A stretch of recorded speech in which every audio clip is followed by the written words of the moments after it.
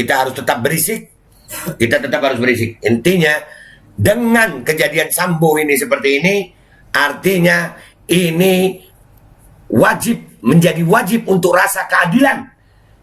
Kapolri memerintahkan untuk mengusut ulang kasus kebakaran gedung Kejaksaan Agung dan kasus KM50 karena diduga di situ juga terjadi kebohongan seperti kebohongan yang terjadi di kasus Brigadir J. Bismillahirrahmanirrahim, guys. Masih ingat kan Babe Roland nih? Ya, nih gue mau ngajarin. Kalau kalian udah pesan ini buat nemenin minum kopi enak nih. Nah, gue kalau ngonten biasa begini nih. Nah, ini gue ambil yang pisang keju nih ya. Nah, itu ya guys, dibelah jadi dua. Terus celup di kopi. Bismillahirrahmanirrahim.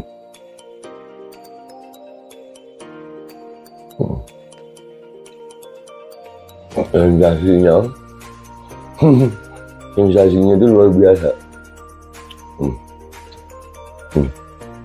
Kejunya tetap terasa, kopinya ada aroma pisangnya.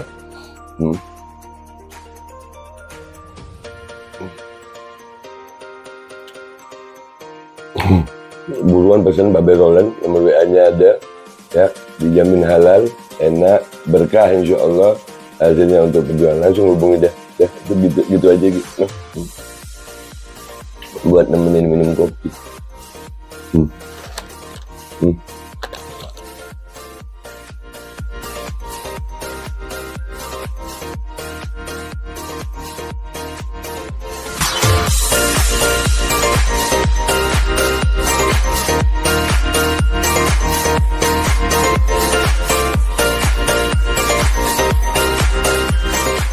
Dan semoga Allah subhanahu wa ta'ala menghancurkan sehancur-hancurnya para pelaku pembantaian 6 syuhada pengawal kami dan yang memerintahkannya, serta para aktor intelektualnya juga yang merestuinya, dan semua yang terlibat dalam pembantaian sadis dan brutal tersebut secara langsung maupun tidak langsung.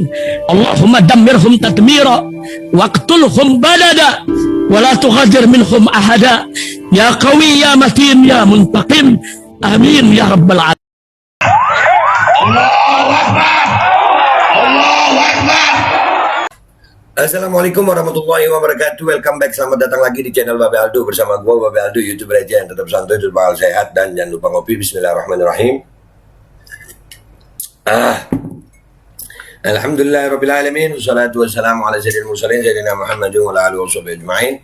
Rabbi shrah li sadri wa yassir li amri wa hlul 'uqdatam min lisani yafqahu qawli bi janabi wa ali. Salam revolusi akhlak, semangat revolusi akhlak. Semoga akhlak kita jadi lebih baik hari ini dibanding kemarin. Panjang umur, perjuangan merdeka, Allahu Akbar. Salam sejahtera bagi seluruh rakyat Indonesia dimanapun kalian berada. Semoga kalian semuanya dalam keadaan sehat walafiat, tidak kurang satu apapun.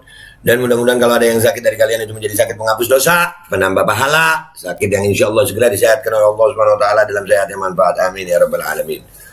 Oke guys, kita udah ngebahas nih ya tentang Satgasus, tentang Kadif Propam.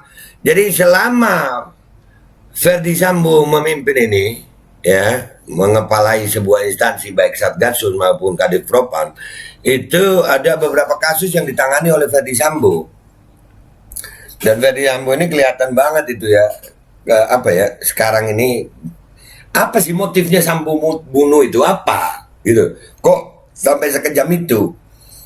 Kan sebetulnya dengan fasilitas yang ada dia bisa tuh ya, mau ngegampangin ini gampang. Wah, dia punya kewenangan, dia punya uang, dia punya macam-macam ya, tapi pasti ada sebuah apa ya, kelainan gitu dalam hati atau dalam jiwa atau dalam pemikiran. Kenapa dia sampai bisa berbuat ini? Dan ini membuat kita jadi ragu-ragu terhadap kasus-kasus yang dulu pernah ditangani oleh Ferdi Sambo.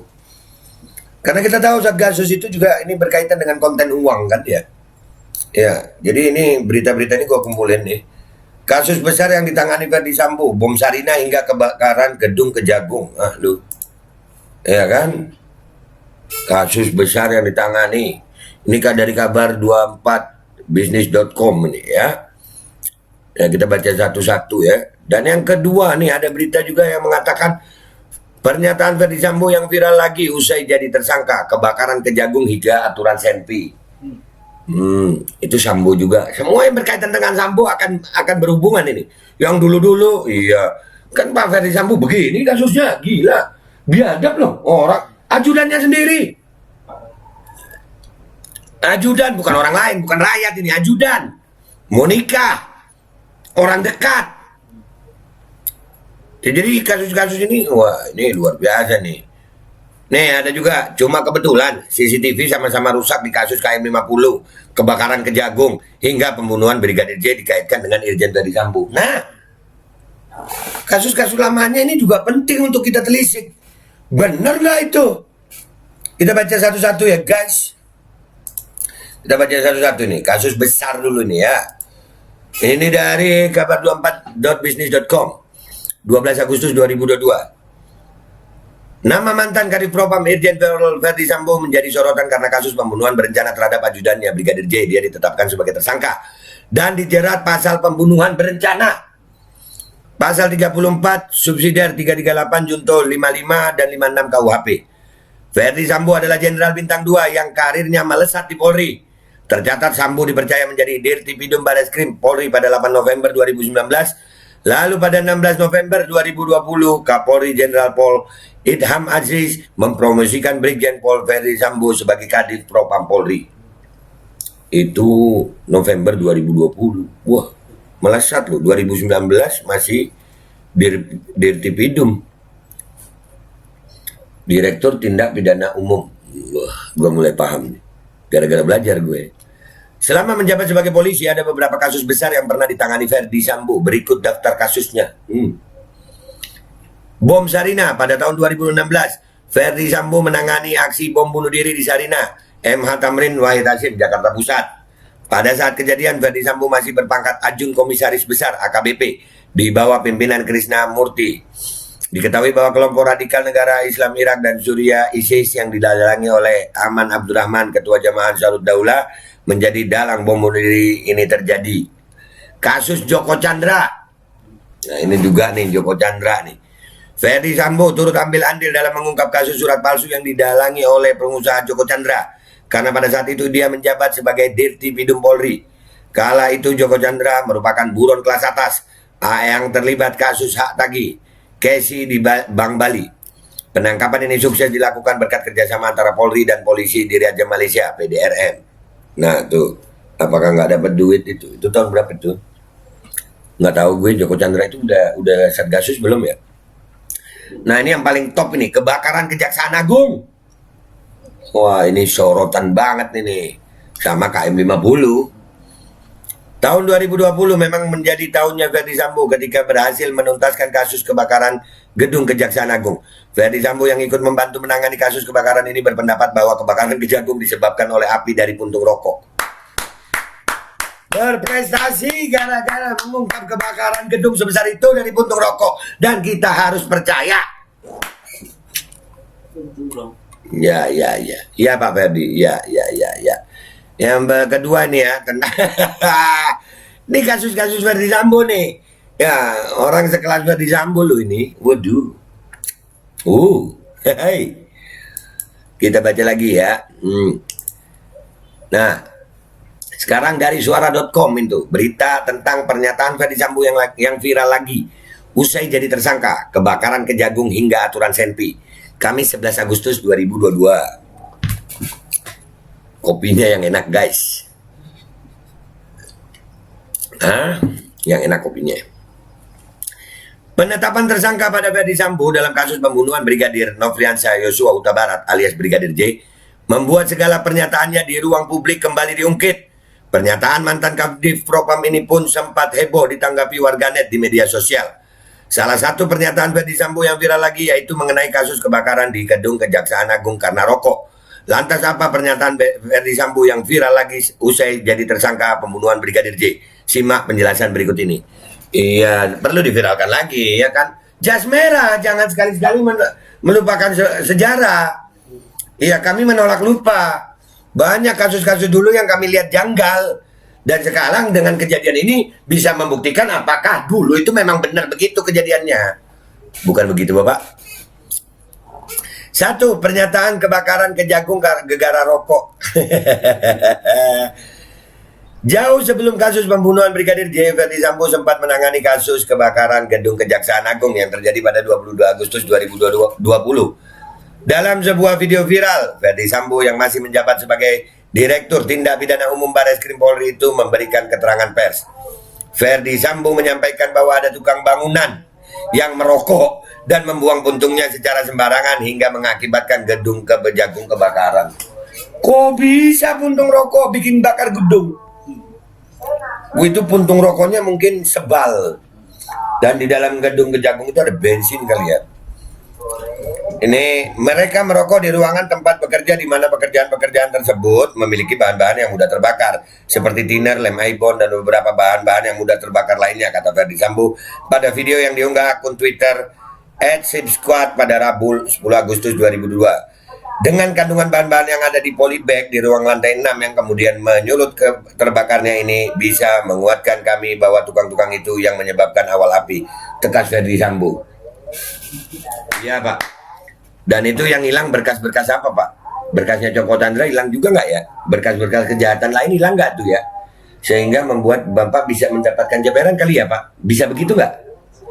Kenapa Bapak ngomong begini berani? Lah wong Ferdi Sambo-nya udah ketangkep. Nah, dan ini kan kebohongan-kebohongan ya kami. Orang kalau sekali lancung ke ujian seumur hidup tidak dipercaya. Pernyataan Ferdi Sambo itu lantas menuai komentar dari para warganet. Positif thinking aja, mungkin rokok yang dibakar 1 bal. Oh iya benar. Iya. Jadi mau penuh mulutnya itu ya. Kata netizen, kok bisa sampai jadi jenderal kalau nalar dan logikanya kurang. Aduh, sambung netizen yang lain. Loh, jadi jenderal itu bukan masalah nalar dan logika sayang. Yang paling berjasa siapa? Bukan begitu Bapak? Iya kan, berjasa lah. Justru nalar dan logika itu yang dapat jabatan itu adalah nalar dan logika yang bisa menyenangkan orang-orang, yang bisa memberikan jabatan. Ya, gitu ya. Oke, guys, gua minta maaf ya, di sebelah ada orang jualan tahu itu makin keras suaranya. Tapi nggak apa-apa deh ya, itu rezekinya Bapak itu ya. Gua nggak bisa juga ngelarang beliau nggak jualan dengan begitu ya. Tapi ini harus gua buat gitu. Oke, 2. Pernyataan aturan penggunaan senjata api terhadap anggota. Nah, ini keren nih. Ferdi Sambo pernah menjelaskan soal aturan penggunaan senjata api terhadap anggota Polri yang disampaikannya di sebuah rapat terbuka. Dalam penjelasannya, Ferdi Sambo menyebutkan tentang beberapa aturan penggunaan senjata api agar tidak disalahgunakan anggota Polri. Ia juga membahas contoh kasus jika ada permasalahan keluarga, senjata api harus dicabut dari anggota Polri yang bersangkutan. Ada beberapa strategi pencegahan penyalahgunaan senjata api yang kami sampaikan kepada peserta Vikon.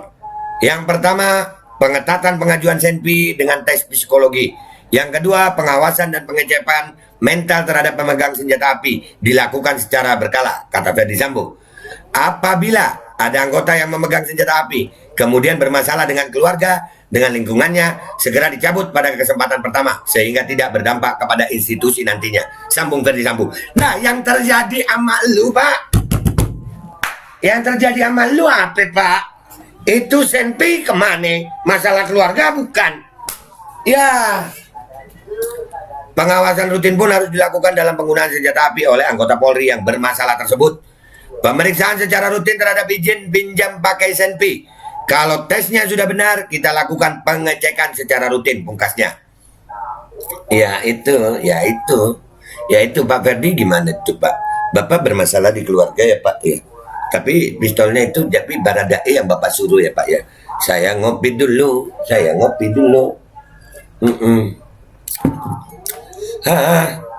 Ferdi Sambo bersama 3 tersangka lainnya yakni Baradae, Brigadir RR, dan KM dijerat dengan pasal pembunuhan berencana atas kasus tewasnya Brigadir J.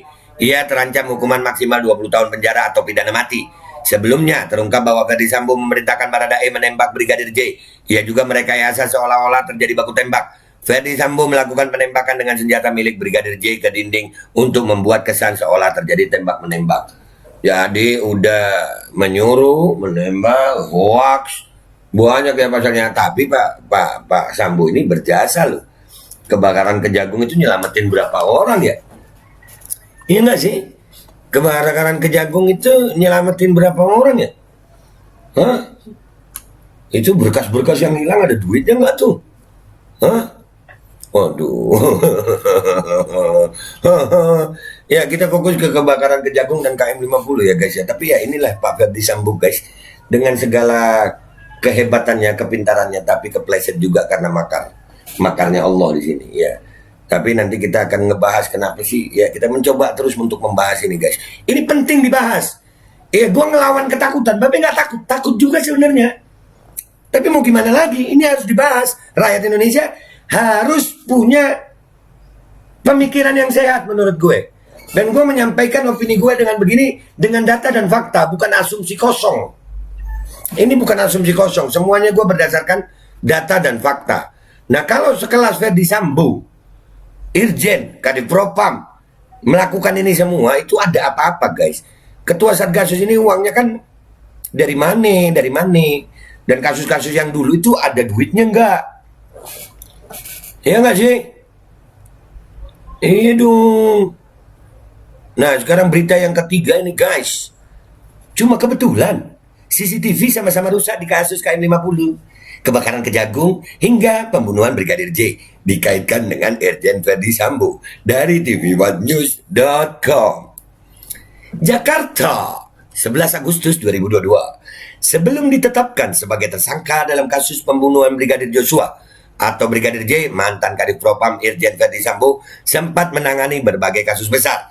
Kini kasus KM50 dan kebakaran gedung Kejaksaan Agung kembali muncul dan minta diusut kembali. Pasalnya ketiga kasus tersebut memiliki kemiripan. Apa yang dimaksud?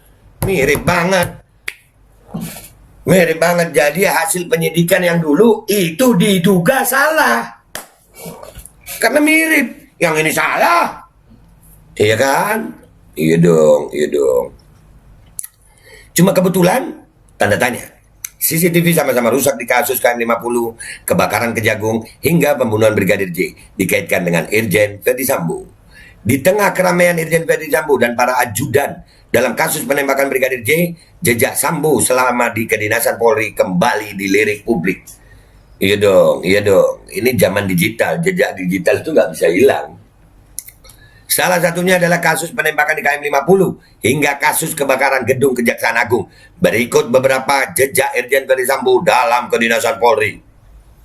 Irjen Ferdi Sambo yang saat itu menjabat sebagai Direktur Tindak Pidana Umum sempat turut memimpin upaya pengungkapan di balik kasus kebakaran gedung Kejaksaan Agung yang terjadi pada 22 Agustus 2020. Diketahui kasus kebakaran gedung Kejagung tersebut bersamaan dengan penangkapan Joko. Nah, habis bareng penangkapan Joko dia ada, gedung Kejagung kebakar.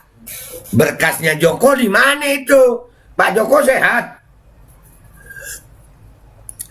Dan Jaksa Pinangki Sirna Malasari yang menjabat sebagai Kepala Subbagian Pemantauan dan Evaluasi 2 Biro Perencanaan Jaksa Agung Muda Pembinaan Kejagung. Banyak publik yang menganggap adanya kejanggalan dalam kasus tersebut karena dinilai adanya unsur kesengajaan untuk menghilangkan berkas mungkin ya. Dan itu kan Jaksa Agung Pinangki juga ketahuan melakukan tindak pidana ya. Nah, mikir. Soalnya Satgasus perlu uang sayang.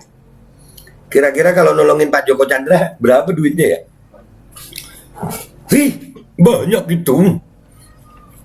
Banyak gak sih? Nolongin Pak Joko Chandra ikhlas. Saya ikhlas nolong Pak Joko Chandra. Hai. Ngopi guys, ngopi. Menurut pernyataan Ferdi Sambo, pihaknya membutuhkan waktu yang lama untuk penyelidikan kasus kebakaran gedung Kejaksaan Agung, yakni selama 63 hari kerja, dengan pemeriksaan 10 ahli dan 64 saksi. Lalu diungkapkan bahwa penyebab kebakaran gedung Kejagung yakni akibat kelalaian karena adanya nyala api terbuka atau dikenal dengan istilah open flame. Dari proses penyidikan kami, gue mau ngakak nih, minta maaf, nanti gue kasih tahu ya ngakaknya kenapa. Dari proses penyidikan kami bisa sampaikan bahwa asal mula api di gedung Kejaksaan Agung tersebut berasal dari aula Biro Kepegawaian lantai 6. Berdasarkan keterangan saksi yang pertama kali melihat api, kemudian saksi yang pertama kali memadamkan, ungkap Ferdi Sambo. Dari kasus kebakaran gedung Kejaksaan Agung tersebut ditetapkan 8 orang menjadi tersangka, di mana 5 orang diantaranya berprofesi sebagai kuli bangunan, yakni T, H, S, K, dan IS. Seperti yang diungkapkan Sambo bahwa kebakaran terjadi akibat kelalaian para kuli bangunan yang merokok, padahal di ruang mereka bekerja ada benda seperti thinner hingga lem ibon yang mudah terbakar. Itu Pak Sambo untuk mengungkap itu perlu 63 hari, 10 ahli dan 64 saksi. Hasilnya begitu. Keren. Ya. Hah? CCTV rusak di gedung Kejagung akibat kebakaran. Sama lagi CCTV rusak. Hai. Dalam kebakaran hebat di gedung Kejaksaan Agung, polisi menyebutkan bahwa banyak CCTV yang rusak akibat ikut terbakar dalam insiden tersebut, sehingga terjadi kendala dalam penyelidikan. Namun tidak disebutkan CCTV yang berada di lokasi mana saja yang ikut terbakar. Penyidik sama lapor sudah ngomong banyak yang rusak, ungkap Kepala Biro Penerangan Masyarakat Divisi Humas Polri, Brigjen Awi Setiono, saat ditemui di Gedung Bareskrim Polri Jakarta Selatan pada Senin 21 September 2020. Ya, jadi CCTV-nya rusak juga ya. CCTV rusak itu itu jadi alibi. Ya, KM50 CCTV rusak, Kejagung CCTV rusak. Pembunuhan Brigadir J, CCTV rusak, tapi akhirnya terbongkar sendiri ya. Bingo, ngopi. Irjen Verdi Sambo pernah tangani kasus KM50 dan penembakan Laskar FPI. Diketahui Irjen Verdi Sambo yang merupakan mantan Kadif Propam pernah menangani berbagai kasus besar. Salah satunya adalah penembakan Laskar Front Pembela Islam yang terjadi di Tol Jakarta Cikampek, tepatnya di KM50. Kasus KM50 kembali menjadi sorotan publik karena dinilai memiliki penanganan yang berbelit dan tak selesai-selesai. Kasus penembakan Laskar FPI di KM50 terjadi pada Senin 7 Desember 2020, tepatnya pukul 00.30 WIB di ruas jalan tol Jakarta Cikampek. Dalam kasus tersebut ada 6 anggota Laskar FPI yang meninggal dunia. Berdasarkan keterangan dari polisi, kasus penyerangan di KM50 berawal dari Muhammad Rizik Syihab yang 2 kali absen ketika diminta untuk hadir sebagai saksi atas kasus pelanggaran protokol kesehatan. Pernyataan dari jaksa kasus unlawful killing Pengadilan Negeri Jakarta Selatan, ada 2 anggota Polri yang dinyatakan bersalah dari penembakan tersebut, yakni Ibda Yusmin dan Bribtu Fikri. Sebelumnya dalam dakwaan disebutkan bahwa 6 anggota Polri ditugaskan untuk mengawasi simpatisan Muhammad Rizik Syihab setelah dikabarkan tentang rencana aksi demo pada Senin 7 Desember 2022 di Polda Metro Jaya.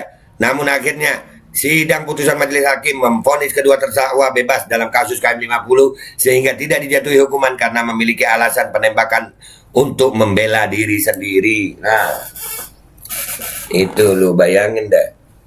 Berdasarkan informasi, Irjen Verdi Sambo yang saat itu bertugas sebagai Kadif Propam mengerahkan sebanyak 30 anggota tim Propam demi mengungkapkan kasus tersebut. Namun bukan terkait adanya indikasi pelanggaran, tapi pemeriksaan soal penggunaan kekuatan yang sudah benar atau belum sesuai perkap. Sambo dibantu Propam Polri lakukan analisis dan pengawasan. CCTV KM50 offline 1 hari sebelum terjadi penembakan Laskar FPI. CCTV lagi. Ya. Diketahui 1 hari sebelum terjadi penembakan 6 Laskar anggota Front Pembela Islam FPI, kamera pengawas CCTV dikabarkan offline. Seperti yang diungkapkan oleh Direktur Operasi PT Jasa Marga Toll Road Operator, anak perusahaan PT Jasa Marga, Yoga Trianggoro. Hal itu disebabkan oleh kerusakan fiber optik. Pihaknya juga berusaha memperbaiki CCTV di KM 49-70 di ruas tol Jakarta Cikampek, namun gambarnya hilang. Secara sistem atau fisik on, tapi gambar tidak bisa disampaikan ke server kami di Bekasi sehingga offline, pungkas Yoga. Nah, lu lihat tuh. Sambo lagi, nggak sendirian Sambo itu. Ini berkaitan, diduga sangat berkaitan. Kenapa? Mirip. Kasusnya dia di rumah Duren 3, CCTV juga. Iya, dan aduh. Kapolri Jenderal Polisi Listio Sigit Prabowo mengumumkan tersangka baru kasus meninggalnya Brigadir Nofriansah Yosua Huta Barat atau Brigadir J di Mabes Polri pada Selasa 9 Agustus 2022 sore. Irjen Verdi Sambo resmi ditetapkan sebagai tersangka kasus penembakan Brigadir J. Tim Sus telah memutuskan saudara FS sebagai tersangka, kata Kapolri. Menurut Kapolri, pemeriksaan tim Sus tidak ditemukan fakta peristiwa tembak-menembak seperti yang dilaporkan awal. Bohong berarti. Bohong. Apakah yang dulu-dulu Kejagung nggak bohong? Apakah yang KM50 nggak bohong? Orang kalau udah bohong itu udah terlatih bohongnya. Apalagi perwira bohong. Berarti itu bohong yang terdidik. Bohong yang terlatih.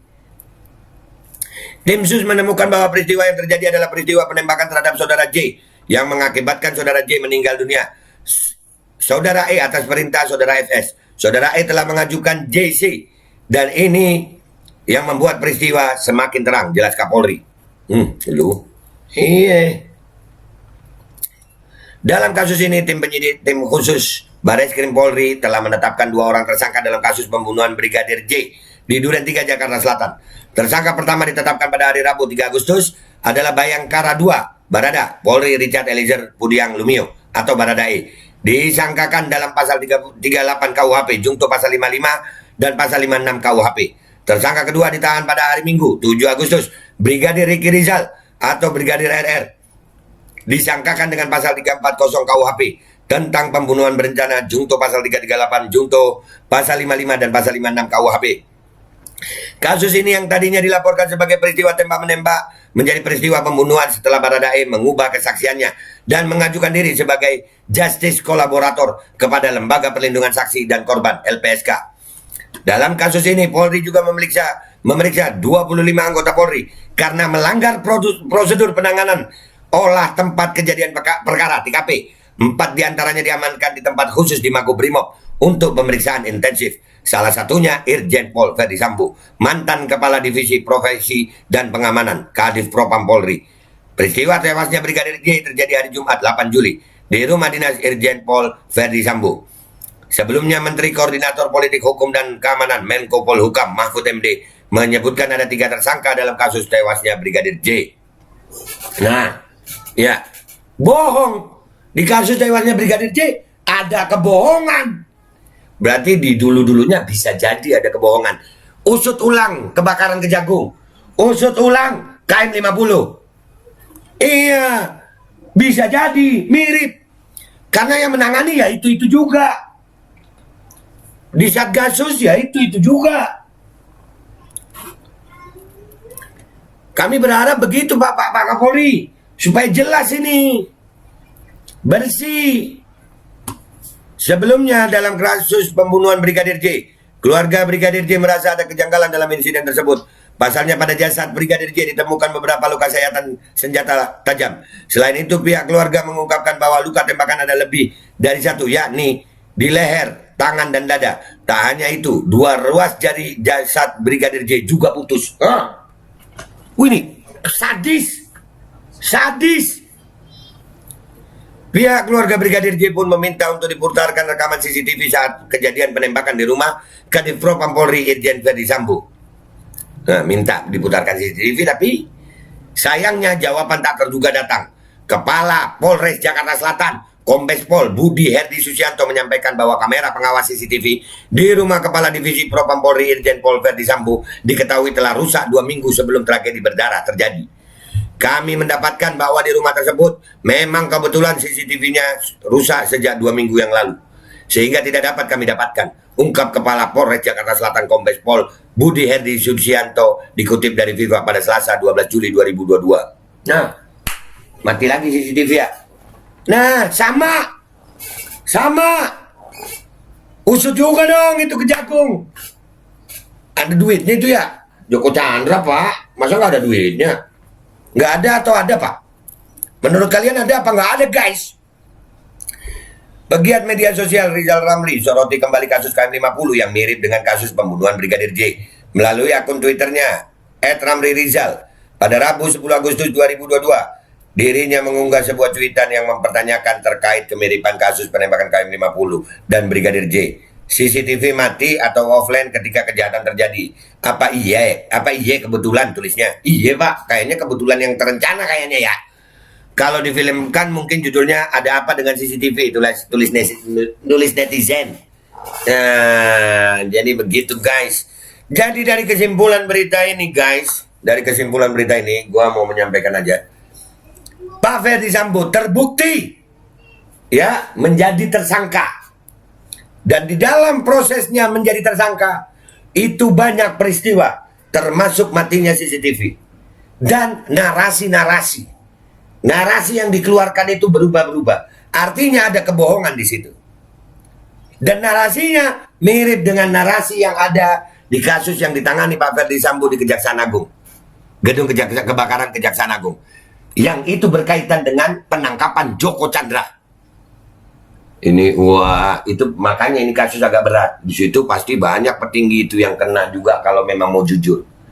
Dan juga yang paling utama juga, nggak kalah utamanya adalah hilangnya 6 nyawa Laskar Mujahid pengawal Habib Rizik di KM 50. Mirip juga, narasi juga. Dan di situ bahkan ada Kapolda Metro Jaya, ada Kasat sekarang Pak Dudung yang ikut dalam konferensi pers. Apakah ini bukan kebohongan? Usut kembali itu kebakaran Kejagung. Usut. Ini berkaitan dengan perwira tinggi lainnya. Ini berkaitan tentang Satgasus. Insya Allah akan terbongkar ini. Ya, kita harus tetap berisik.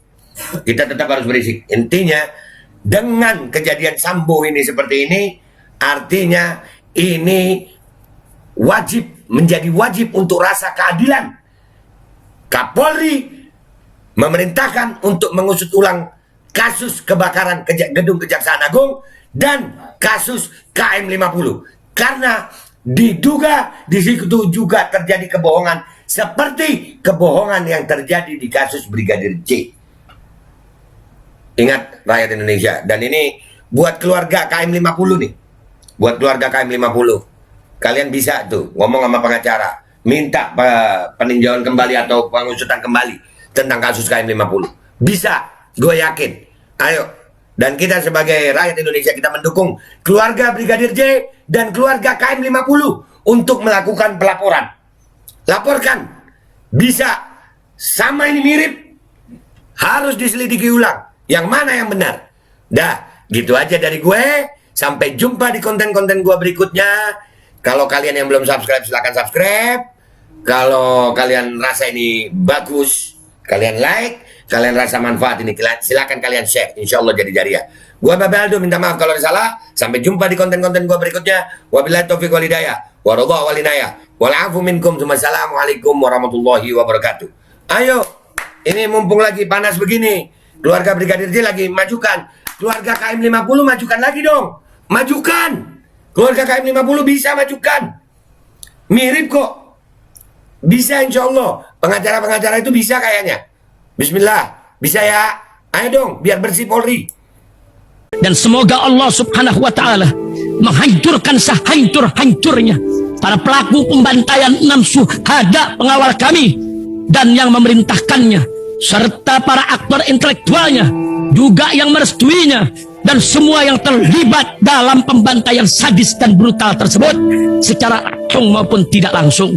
Allahumma dammirhum tadmira waqtulhum badada wala tughadir minhum ahada ya qawi ya matin ya muntaqim amin ya rabbal. Assalamualaikum warahmatullahi wabarakatuh. Ini nggak usah lama-lama buat seluruh rakyat Indonesia. Alhamdulillah Majelis Penderitaan Rakyat dengan kekuatan yang ada sekarang sudah sampai di sidang PT UN, dan kita masih banyak yang akan kita gugat lagi tentang masalah mandatori vaksin. Jujur aja kami kesulitan untuk dana untuk operasional. Ya, dengan segala kerendahan hati kami mengajak semua rakyat Indonesia yang mau, sekali lagi yang mau, gak ada paksaan untuk yang tidak mau. Nih ada meme-nya atau flyernya atau apa namanya. Lu catet deh, ayo sama-sama kita berjuang untuk stop mandatori vaksin. Dah, gitu aja, gua tunggu partisipasi kalian semuanya. Gua nggak mau meminta pada lembaga tertentu, gua nggak mau minta pada partai tertentu, karena ini perjuangan untuk rakyat Indonesia. Gua nggak berafiliasi dengan kelompok tertentu, gua nggak berafiliasi dengan partai tertentu, karena gua rakyat Indonesia yang untuk rakyat Indonesia. Kapan lagi kita berjuang dari rakyat, untuk rakyat, demi rakyat. Merdeka, Allahu Akbar.